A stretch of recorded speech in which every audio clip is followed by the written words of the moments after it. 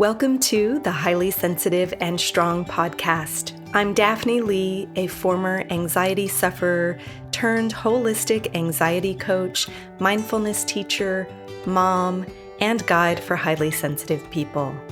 Anxiety was part of my life for as long as I can remember, and as a teenager, I was hospitalized for anxiety, panic disorder, and agoraphobia. Since then, I've learned to transform those challenges into strengths, and now I help people like you calm their nervous systems and live in a way that truly honors you. Each week, I'll share honest conversations, insights, and practical tools to help you heal anxiety in your body and mind so you can thrive as your highly sensitive and strong self. I'm so glad you're here. Let's get started. Hello, friend. In the last episode, we spent time exploring both the struggles and strengths of being a highly sensitive person. We talked about how depth of processing can sometimes turn into overthinking, how attunement can become emotional absorption, and how people-pleasing often develops as a way for the nervous system to protect connection.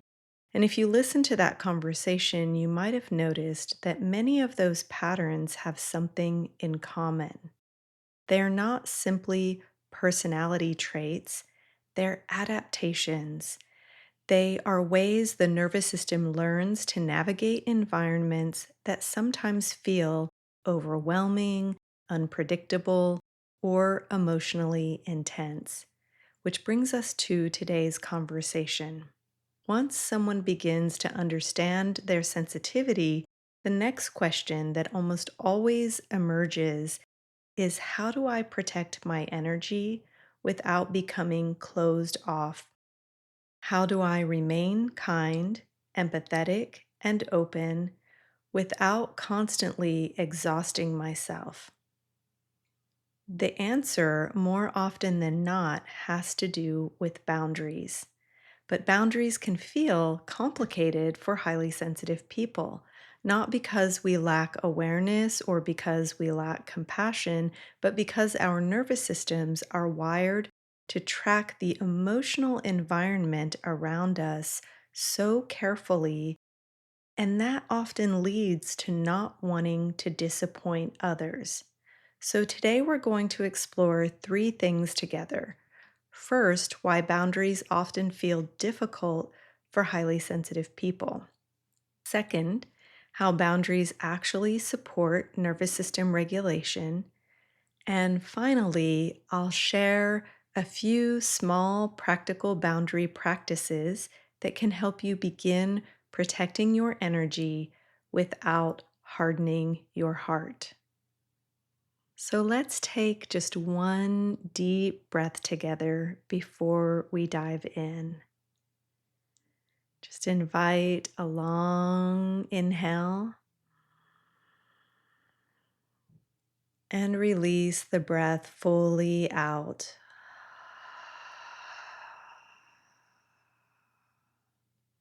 One of the first things that helps highly sensitive people feel relief around boundaries is understanding that if boundaries feel uncomfortable for you, there's usually a nervous system reason.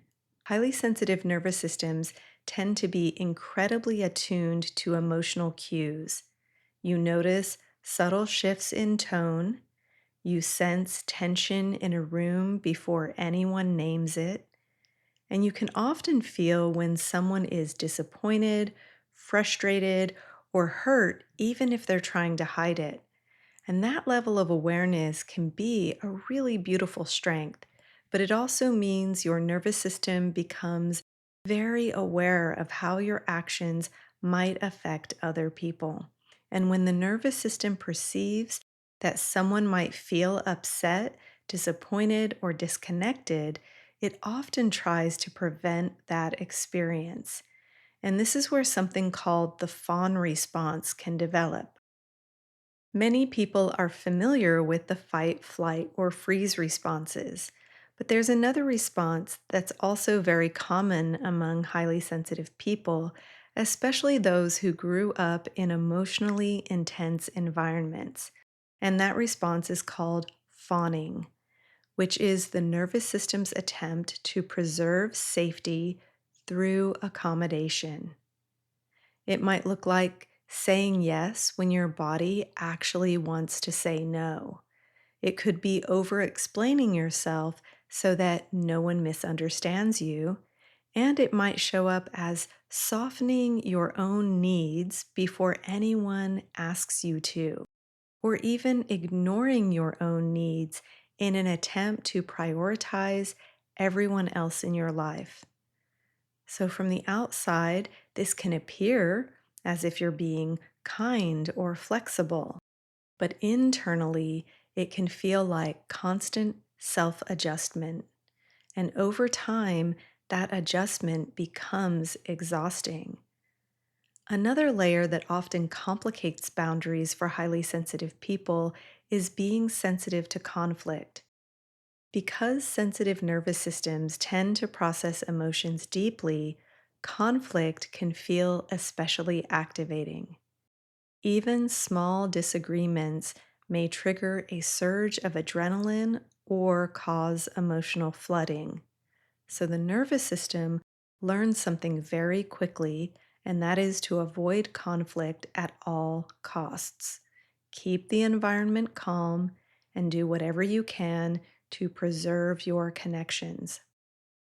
The intention behind this is understandable. Connection is essential for humans, but when preserving connection always requires self suppression, something important begins to erode: your energy, your clarity about your own needs, and eventually your sense of authenticity. So, if boundaries feel difficult for you, it doesn't mean you're weak. It usually means your nervous system has learned that maintaining harmony was once important for your safety. And understanding that context allows us to approach boundaries with compassion instead of criticism. Once we understand why boundaries feel difficult, we can begin to see them differently. Most people think of boundaries as walls that we put up between ourselves and others. But for highly sensitive people, boundaries are often better understood as regulation tools. Since sensitive nervous systems process more information, they also reach overstimulation more quickly. This is due to more emotional input, more sensory input, and more relational data being processed at all times. So, without boundaries, the nervous system remains in a constant state of monitoring and responding. That consumes a tremendous amount of energy, and boundaries help reduce that load. They also allow your nervous system to move from constant vigilance into steadiness. Another important function of boundaries is that they conserve something we might call our nervous system bandwidth. When you're constantly accommodating others, when you're managing emotions in the room and anticipating reactions, your system is working overtime. That's why many highly sensitive people feel exhausted after social interactions that others seem to navigate easily. It's not because you're weak, but it's from the amount of processing that your nervous system is doing. Boundaries help create breathing room for you. They reduce the number of variables your nervous system has to manage. And when your system has more space, something interesting happens. You actually become more available for genuine connection. This is one of the great paradoxes of boundaries. People often worry that boundaries will push others away, but healthy boundaries usually do the opposite. They allow you to remain present without resentment. They allow generosity to arise from choice rather than obligation. And when generosity is voluntary, it feels nourishing instead of draining.